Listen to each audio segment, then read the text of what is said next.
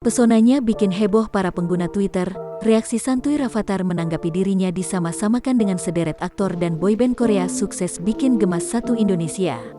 Putra sulung Raffi Ahmad dan Nagita Slavina, Rafatar Malik Ahmad, memang kerap mencuri perhatian. Bahkan, baru-baru ini, anak Sultan Andara itu tengah menjadi perbincangan hangat para pengguna Twitter. Bukan tanpa alasan, nama Rafatar menjadi trending di media sosial dikarenakan ia dianggap memiliki pesona menawan. Tak sedikit yang menyamakan putra sulung Raffi Ahmad dengan sederet aktor dan boyband kenamaan Korea.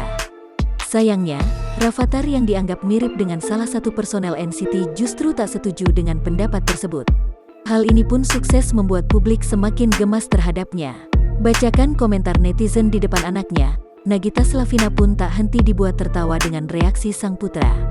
Enggan disama-samakan dengan aktor Korea, jawaban polos Rafatar pun sukses membuat warganet semakin gemas. Nagita juga membacakan komentar lainnya yang justru membuat bingung Rafatar. Jangan lupa subscribe, share, komen, dan like ya!